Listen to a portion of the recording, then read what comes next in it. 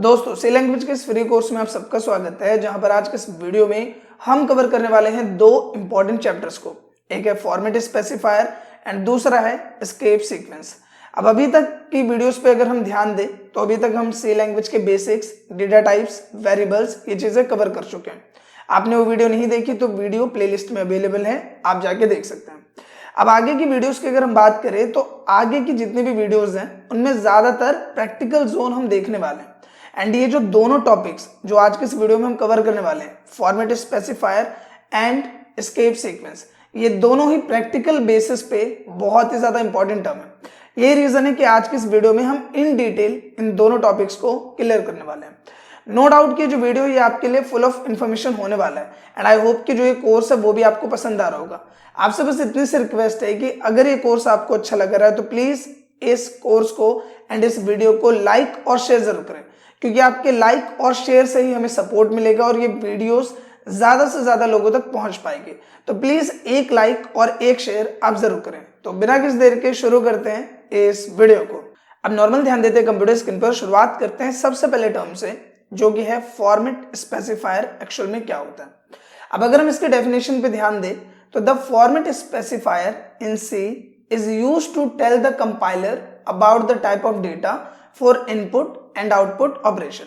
आसान भाषा में अगर इस डेफिनेशन को समझे तो क्या बोल रहा है कि अगर हम सी लैंग्वेज में फॉर्मेट स्पेसिफायर की बात करें तो वो कंपाइलर या सी लैंग्वेज को बताता है कि जो भी आप इनपुट आउटपुट ऑपरेशन करने वाले हो उसमें आप किस तरीके का डेटा यूज कर रहे हो। एग्जाम्पल के लिए अगर हम लास्ट वीडियो पे गौर करें, जो हमारा लास्ट टॉपिक था वो क्या था, डेटा टाइप। तो हमने ये देखा कि सी लैंग्वेज में अलग अलग तरह के डेटा को यूज करने के लिए हमें डेटा टाइप मिले हुए। अब वो जो डेटा टाइप की मदद से आप डेटा स्टोर कर रहे हो, जैसे मान लो इंट में हमने कोई इंटीजर वैल्यू स्टोर किया, कैर में हमने कोई कैरेक्टर स्टोर किया और फ्लोट में हमने कोई डेसिमल वैल्यू स्टोर किया, तो उन्हें स्टोर करने के लिए हमें अलग अलग डेटा टाइप मिले, इंट, कैर, फ्लोट। उसी तरीके से जब आप इनका इस्तेमाल इनपुट या आउटपुट ऑपरेशन के लिए करोगे, इनपुट आउटपुट ऑपरेशन का मतलब जैसे मान लो कि आप ऐड का प्रोग्राम बना रहे हो, तो ऐड में क्या करोगे, आप इनपुट लोगे, यूजर आपको एक नंबर देगा 24, फिर उसने दूसरा नंबर दिया 36 और फिर आपने उसको प्लस करके एक आउटपुट दिया जो कि है उसका एडिशन, जो कि हो गया 60। 24 प्लस 36 क्या हो गया, 60। तो यहाँ पे जब आप इनके डेटा को यूज करोगे तो आपको यहाँ कंपाइलर को बताना पड़ेगा कि ये डेटा का रेफरेंस किस बिहाफ पे हम ले रहे हैं, और वहां पे यूज किया जाता है फॉर्मेट स्पेसिफायर। जैसे कि अगर हम इंट डेटा टाइप में कोई वैल्यू स्टोर करते हैं और उस वैल्यू का हमें इनपुट या आउटपुट लेना है, तो उस केस में हम जो फॉर्मेट स्पेसिफायर यूज करते हैं वो होता है %d, जो कि यूज किया जाता है इंटीजर वैल्यूज के लिए। इसी तरीके से मान लो कि हमने कैर की मदद से, कैर डेटा टाइप की मदद से कोई वैल्यू एज एन इनपुट लेना है या किसी मैसेज को एज एन आउटपुट प्रिंट कराना है, तो वहां पे जो हम रेफरेंस लेंगे वो हम कौन से फॉर्मेट स्पेसिफायर का लेंगे, %c। इसी तरीके से मान लो फ्लोट डेटा टाइप में हमने कोई वैल्यू रखा हुआ है और उस वैल्यू का यूज हमें इनपुट आउटपुट ऑपरेशन में करना है, तो वहां पे हम इसका फॉर्मेट स्पेसिफायर क्या शो करेंगे, %f। अगर मान लो कि हमारा जो डेटा है वो फ्लोट वैल्यू के अंदर में, यानी फ्लोट डेटा टाइप के अंदर है, और आप वहां पे इंटीजर फॉर्मेट यूज कर रहे हो या फिर मान लो कि कैर का फॉर्मेट स्पेसिफायर यूज कर रहे हो, तो आपको वहां पे एरर देखने को मिलेगा। यही रीजन है कि फॉर्मेट स्पेसिफायर के बारे में आपको पता होना चाहिए, क्योंकि जिस तरीके से आप डेटा के लिए डिफरेंट डेटा टाइप चुन रहे हो उसी तरीके से फॉर्मेट स्पेसिफायर भी आपको अप्लाई करना पड़ेगा, नहीं तो आपको एरर देखने को मिलेगा। एग्जाम्पल के लिए हम हमारे कंपाइलर पे आ जाते हैं। यहाँ पे नॉर्मली आप देख पा रहे हो कि मैंने बेसिक सिंटैक्स लिखा है, include stdio.h main curly bracket and यहाँ पे सिंपली हमने इंट डेटा टाइप में एक वेरिएबल लिया डेटा, उसके अंदर हमने एक वैल्यू रखी 24। अब मान लो कि ये जो वैल्यू है वो भी मैंने डिक्लेयर और इनिशियलाइज करी है। अगर मुझे इसे आउटपुट स्क्रीन पे शो करना है, अगर मुझे इसे आउटपुट स्क्रीन पे शो करना है, तो मुझे यहाँ पे जरूरत पड़ेगी एक फॉर्मेट स्पेसिफायर की, जिसके लिए मान लो सिंपली मैं printf लिखता हूँ, मैसेज प्रिंट करने के लिए हम printf लिखते हैं। अब मैं यहाँ पे लिखता हूँ कि माई डेटा, इस तरीके से मैं एक मैसेज प्रिंट कराना चाह रहा हूँ एंड सिंपली मैं यहाँ पे इसको एग्जीक्यूट करूँ, कंपाइल एंड रन करूँ, तो आप देखोगे यहाँ पे लिख के आ रहा है माई डेटा। ऑन स्क्रीन आप देख पा रहे हो कि यहाँ पे आउटपुट आ रहा है माई डेटा। अब मैं क्या चाह रहा हूँ कि माई डेटा के अंदर ये वाली वैल्यू आनी चाहिए, तो मैं यहाँ माई डेटा में जाऊंगा इक्वल करूंगा एंड यहाँ पे इस वैल्यू का रेफरेंस दूंगा। जब भी हम किसी इंटीजर वैल्यू को मैसेज में प्रिंट कराना चाहते हैं तो वहां पे हमें देना पड़ता है फॉर्मेट स्पेसिफायर जो कि है %d। किसके लिए? इंटीजर के लिए। तो हमने लिखा %d। अब यहाँ पे %d तो मैंने लिखा। अब मान लो कि यहाँ पे मेरे पास एक और यहाँ पे वैल्यू है, मैंने लिखा int data1 इक्वल 36 और मैंने लिख दिया int data2 इक्वल 48। अब मैं जो ये %d लिख रहा हूं ये किसके लिए है? इस वैल्यू के लिए है, int डेटा टाइप के इस वैल्यू के लिए। लेकिन यहां पे मेरे पास 3 वैल्यूज है, ये भी है, ये भी है और ये भी है। तो अब ये कैसे पहचानेगा कि मैं इसी को इंडिकेट कर रहा हूं? तो इसके लिए हमें इसका वेरिएबल रेफरेंस देना पड़ेगा। तो जब ये डबल क्वाड का आप स्ट्रिंग डेटा खत्म कर लेते हो आपको देना है कोमा एंड यहाँ पे सिंपली उस वेरिएबल का नाम देना है जो कि है डेटा। तो हमने यहाँ पे लिखा एंड अब हम एग्जीक्यूट में जाएंगे एंड कंपाइल एंड रन पे क्लिक कर देंगे। आप देखोगे कि यहाँ पे आपको एक्यूरेट आंसर मिलेगा माई डेटा इक्वल 24। तो यहाँ पे हुआ क्या, आप ये देख रहे हो माई डेटा वो आ गया यहाँ से, इक्वल भी आ गया यहाँ से एंड ये जो 24 है ये किसकी मदद से आया? इस %d की मदद से। किसकी मदद से?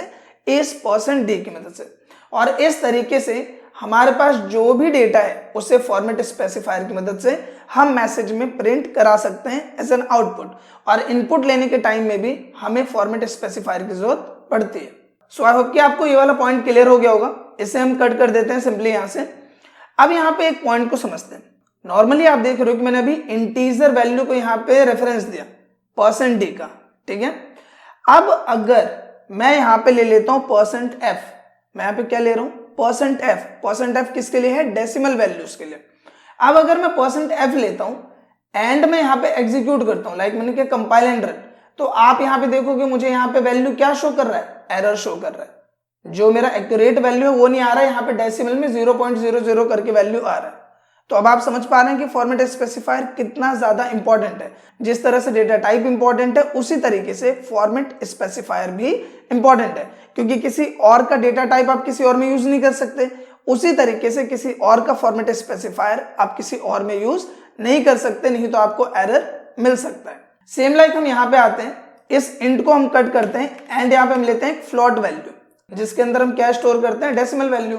तो हमने यहाँ पे 24.564 एक डेसिमल वैल्यू को स्टोर किया। अब अगर मैं इसको एग्जीक्यूट करूं, कंपाइल एंड रन करूं, तो आप यहाँ पे देखोगे मुझे प्रॉपर आंसर दे रहा है 24.564 जो कि आप यहाँ पे देख पा रहे हो। और 564 की जगह ये जो प्रॉपर डेसिमल होना चाहिए था 3999 ये शो कर रहा है, जो कि ऑन स्क्रीन आप देख पा रहे हो। इसी तरीके से अगर हम डबल की बात करें, मान लो अगर हमने यहाँ पे डबल डेटा टाइप ले रखा है, मैं लिख देता हूँ डबल एंड डबल की बात अगर मैं करूं तो यहाँ पे हमें देना पड़ता है %lf। डबल के लिए हम क्या देते हैं? lf। तो यहाँ पे अगर मैं इसको एग्जीक्यूट करूं तो आप देखोगे आंसर का जो फॉर्मेट है वो आपको थोड़ा अलग देखने को मिलेगा। डबल में आप देखोगे हाई प्रिसीजन है, तो यहाँ पे आपको प्रॉपर एक्यूरेट वे में आंसर मिल रहा है 24.564 एंड यहाँ पे 3 टाइम्स 0। तो इस तरह से प्रॉपर एक्यूरेट आंसर आपको यहाँ देखने को मिल रहा है। अब यहाँ पे एक चीज और समझो, जैसे यहाँ पे आप नोटिस करोगे कि 24.564 जो हमने लिखा हुआ आ रहा है, लेकिन उसके बाद में 0 भी हमें शो कर रहा है, हमें वो 0 नहीं चाहिए। तो आप चाहो तो उसे भी रिमूव कर सकते हो। वो कैसे? तो हम यहाँ पे बोलेंगे कि सबसे पहले तो हमने लिया 0.0। अब यहाँ 0.0 का मतलब क्या है? देखो, एक जो 0 वाला पॉइंट है जो इस साइड है वो यूज होता है ऑफसेट के लिए। ऑफसेट बेसिकली स्पेस देने के लिए यूज होता है एंड दूसरा जो 0 है वो नंबर ऑफ डेसिमल वैल्यूज के लिए यूज होता है। तो यहाँ पे मैं लिख रहा हूं कि मुझे सिर्फ ये 3 ही कैरेक्टर चाहिए, तो नंबर ऑफ डेसिमल पॉइंट मुझे कितने चाहिए? 3। तो मैं यहाँ पे सिंपली 0 को कट करूंगा एंड मैं लिखूंगा 3। तो हमने लिखा 0.3, लेकिन ये % हमने गलत कर दिया, % इधर आना चाहिए, मतलब % के बाद आपको लिखना है। ये ध्यान रखना है कि पहले % आएगा, फिर 0.3 या 0.2 जो भी आपको लिखना है एंड फिर जो भी LF है, फ्लोट में भी आप कर सकते हो, या तो F या LF, दोनों ये जो है वो आप कर सकते हो। तो ये हमने किया एंड सिंपली यहाँ पे हम एग्जीक्यूट में जाके कंपाइल एंड रन करेंगे। अब आप देखोगे कि यहाँ पे नंबर ऑफ डेसिमल वैल्यूज कितना आ रहा है? सिर्फ 3 रेशियो तक ही आ रहा है। अगर मान लो मैं इसे कट कर देता हूँ एंड यहाँ पे मैं कर देता हूँ 0.2, तो अब यहाँ पे सिर्फ 5 और 6 आएंगे, 4 नहीं शो करेगा। तो मैं एग्जीक्यूट में जाता हूँ एंड कंपाइल एंड रन करता हूँ। आप देखोगे कि यहाँ डेसिमल वैल्यूज मुझे कितना शो कर रहा है? सिर्फ 2 रेशियो तक शो कर रहा है, 2 पोजीशन तक शो कर रहा है, 24.56। यहाँ पे ये 4 वाला पोर्शन मुझे शो नहीं कर रहा। तो इस तरीके से भी अगर आपको मान लो डेटा मैनेज करना पड़े तो आप इस तरह से इसका बेनिफिट उठा सकते हैं। ऑफसेट की बात करें, अगर मान लो कि मैं यहाँ पे 10 लिख देता हूं तो ये नंबर ऑफ कैरेक्टर्स का स्पेस छोड़ के जो भी स्पेस एक्स्ट्रा है वो यहाँ पे छोड़ देगा। जैसे यहाँ एग्जीक्यूट में जाते हैं, कंपाइल एंड रन करते हैं, तो आप देखोगे यहां से इसने काफी ज्यादा स्पेस छोड़ा हुआ है उसके बिहाफ पे, तो जो हम ऑफसेट का स्पेस दे रहे हैं। तो ये बेसिकली यूज किया जाता है, ये वाला जो पोर्शन है ये स्पेस के लिए यूज किया जाता है, एंड ये वाला जो पोर्शन है ये नंबर ऑफ डेसिमल वैल्यूज आप कितना रखना चाह रहे हो उसके लिए होता है। सो आई होप कि आपको ये वाला पॉइंट भी क्लियर हो गया होगा। इसके साथ ही मान लो अगर आपने कैर में कोई वैल्यू रखा हुआ है, लाइक यहाँ पे हमने लिखा कैर, एंड इसके अंदर हम वैल्यू रख लेते हैं, लाइक मैंने यहाँ पे लिखा बी, इस तरीके से कैरेक्टर हमने रखा हुआ है। तो जब भी आप कैर के अंदर कोई भी वैल्यू रखते हो तो उसका फॉर्मेट स्पेसिफायर क्या है, %c, ये आपको ध्यान रखना है, %c हम देंगे एंड एग्जीक्यूट में जाके कंपाइल एंड रन कर देंगे, तो हमें प्रॉपर आउटपुट यहाँ देखने को मिल जाएगा कि my data equal B.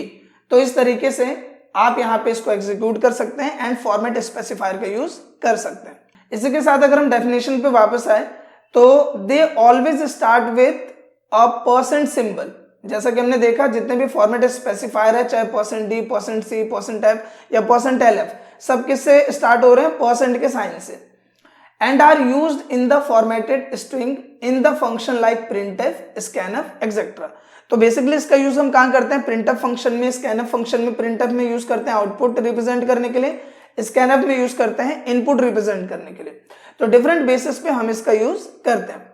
The C language provides format specifiers that are associated with the different data types such as %d for int, %c for char, %f for float, %lf for double, जैसा कि अभी हमने practical में भी समझा, and I hope कि practical के साथ ही आपको इन डिटेल क्लियर हो गया हो। अब बात करते हैं इस वीडियो के सेकंड चैप्टर की, जो कि बहुत ही इंपॉर्टेंट है, जो है एस्केप सीक्वेंस।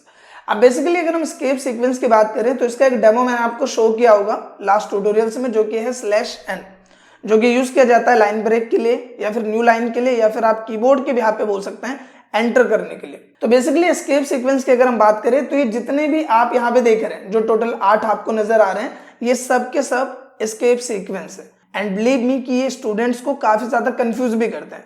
तो इन डिटेल विद प्रैक्टिकल में सबका यूज आपको शो करने वाला हूं।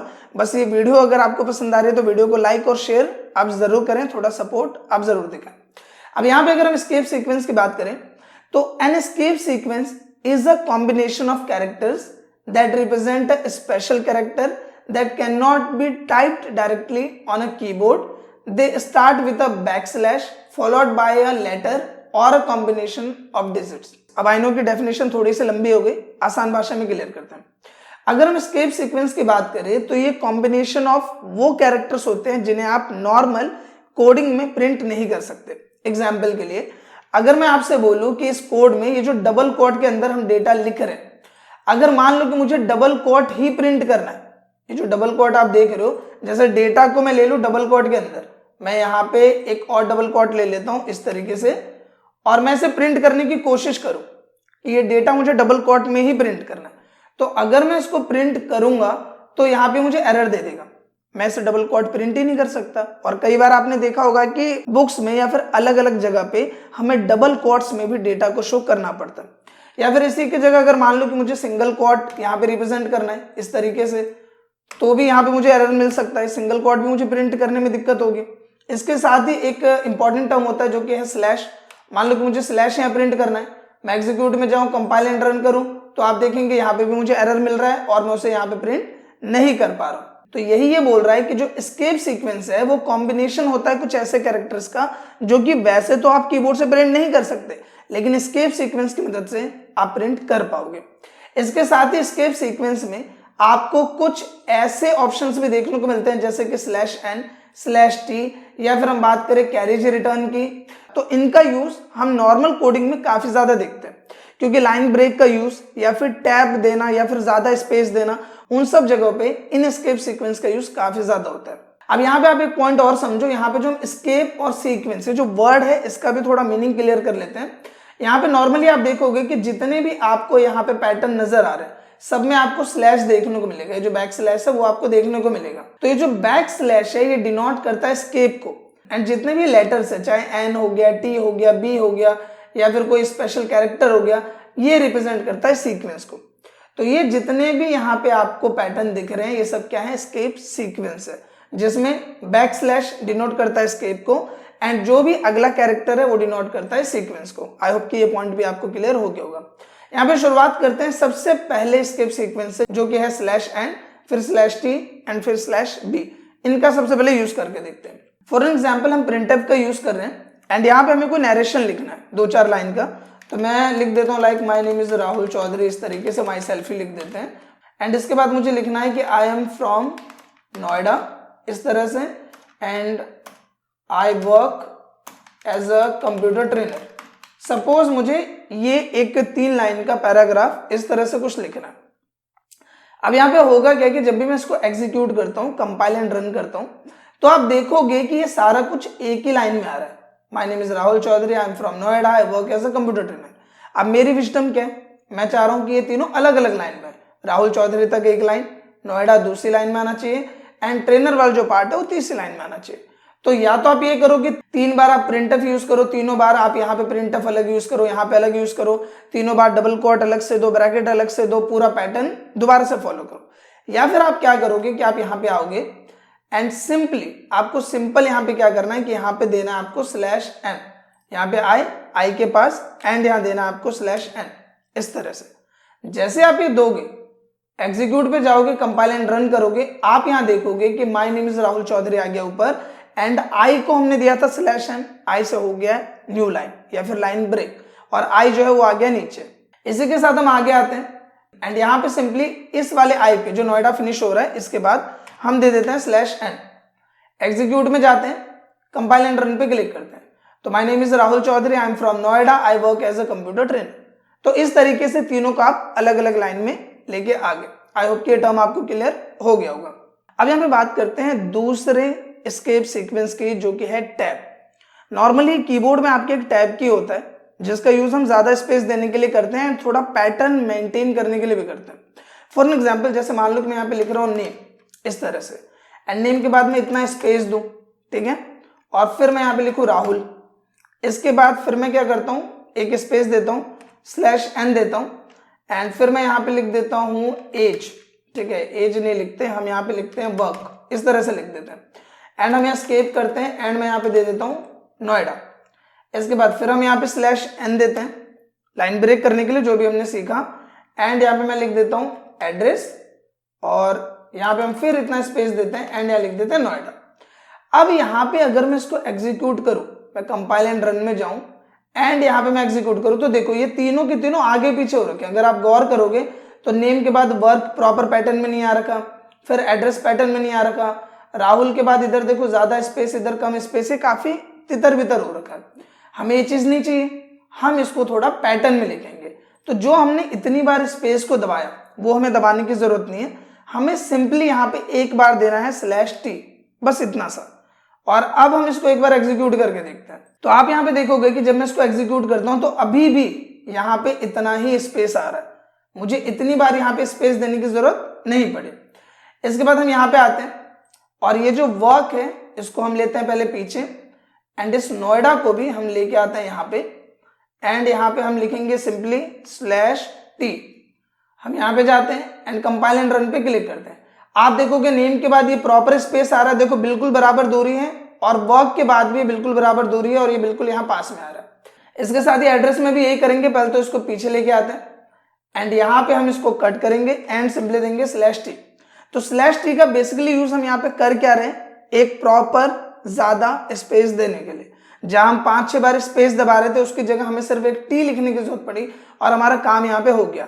आई नो कि देखने में थोड़ा सा कॉम्प्लिकेटेड लग रहा होगा आपको ये, बट बिलीव मी कि जब आप इसके यूज टू हो जाओगे तो ये सारी चीजें आपके लिए नॉर्मल है। कोडिंग में बहुत सारी चीजें हैं, चाहे हम सिंटैक्स की बात करें, टैक्स की बात करें, ये सब आपको अजीब लगता है एज अ स्टार्टिंग, बट जब आप यूज टू हो जाते हो तो सब आपके लिए नॉर्मल हो जाता है।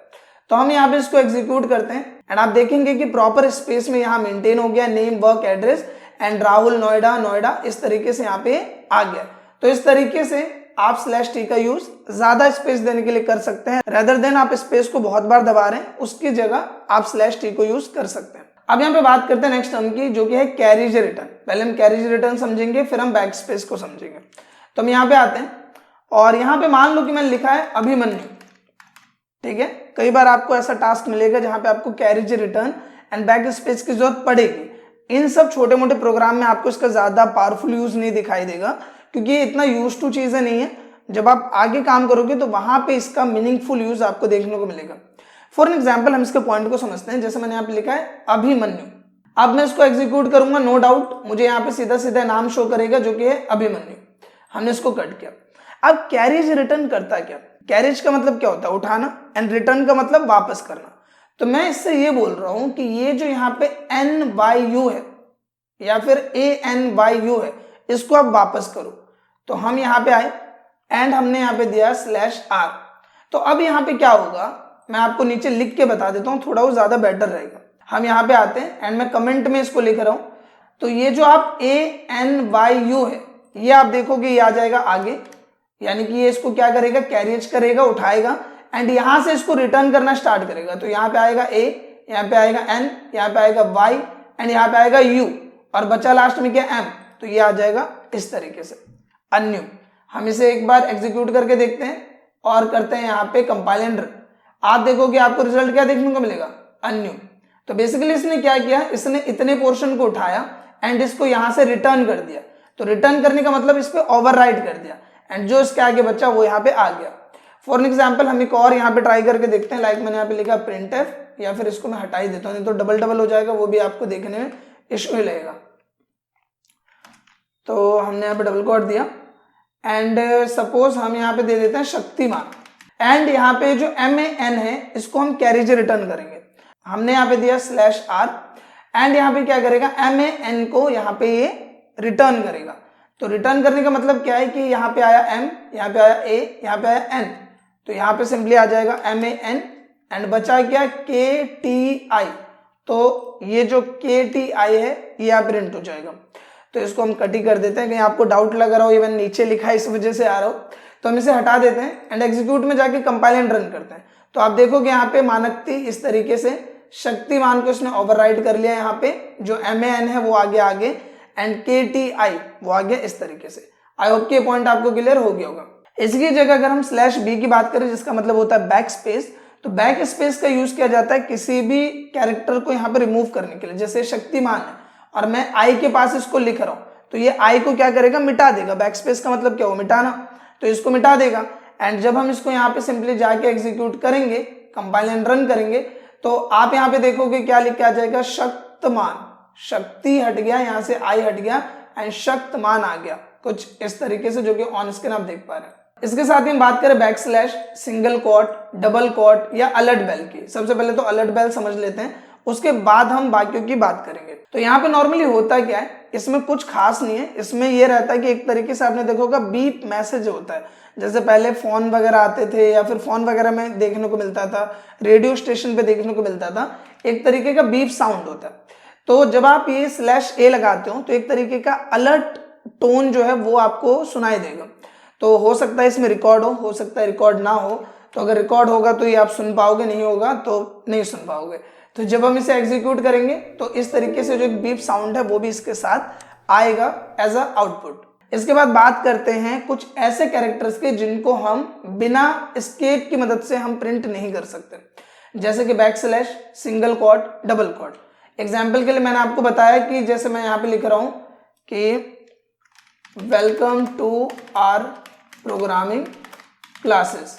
अब यहाँ पे प्रोग्रामिंग को मुझे डबल कोट के अंदर लेना, तो अगर मैं ऐसे डबल कोट दूंगा तो यहाँ पे नहीं आएगा। जैसे मैं यहाँ पे भी लिखूं, यहाँ पे भी लिखूं डबल कोट, और मैं यहाँ पे इसको एग्जीक्यूट करूं तो आप यहाँ पे देखो कि मुझे एरर दे देगा। लेकिन अगर मैं यहाँ पे लिख दूं बैकस्लैश, देखो मैंने यहाँ पे क्या दिया है, बैकस्लैश और डबल कोट, यानी क्या हुआ, ये हुआ एस्केप और ये हो गया सीक्वेंस। इसी तरीके से यहाँ पे आएंगे, बैकस्लैश देंगे, एस्केप एंड सीक्वेंस, और अब अगर हम इसको एग्जीक्यूट करेंगे तो अब ये एग्जीक्यूट हो जाएगा एंड आप देखोगे कि यहाँ पे इसके साथ साथ अब ये भी प्रिंट हो रहा है। प्रोग्रामिंग के दोनों साइड डबल कोट यहाँ पे आ गया। यही सेम फॉर्मूला आपको यूज करना है सिंगल कोट के लिए। यहाँ पे डबल कोट हटा के बस आप सिंगल कोट डाल दो कुछ इस तरीके से, एंड यहाँ पे ये भी जो है वो वर्क करेगा। हम यहाँ पे आते हैं एग्जीक्यूट में एंड कंपाइल एंड रन करते हैं। आप यहाँ पे देखोगे प्रोग्रामिंग के दोनों साइड आपको यहाँ पे सिंगल कोट देखने को मिल जाएगा। इसी के साथ अगर मुझे बैकस्लैश को प्रिंट करना है तो बस आपको ये करना है एक बार एस्केप करना है यानी कि बैकस्लैश, और एक बार सीक्वेंस यानी दोबारा बैकस्लैश। और अब आपको यहाँ पे बैकस्लैश भी देखने को मिल जाएगा। हम इसको एग्जीक्यूट करते हैं, आप देखोगे इस कैरेक्टर को भी आप प्रिंट कर पा रहे होंगे। तो इस तरीके से एस्केप सीक्वेंस का यूज किया जाता है। इसके साथ ही जो भी आप नोट डाउन करना चाहो आप यहाँ से नोट डाउन कर सकते हो। ये फॉर्मेट स्पेसिफायर से रिलेटेड हो गया एंड एस्केप सीक्वेंस से रिलेटेड हो गया। मैटर बस इतना करता है जितनी आप प्रैक्टिस करोगे उतना अच्छा आपका कोड होगा एंड उतने अच्छे से चीजें आपको और भी ज्यादा क्लियर होंगे। आशा करता हूं दोस्तों कि जो ट्यूटोरियल है आपको पसंद आया होगा एंड जितने भी टर्म्स है वो सब आपको समझ में आएंगे। अगर वीडियो आपको अच्छा लगा है तो प्लीज इस वीडियो को लाइक करें, शेयर करें, साथ ही कमेंट करके अपना फीडबैक जरूर दें। मिलते हैं नेक्स्ट वीडियो में, तब तक के लिए थैंक यू।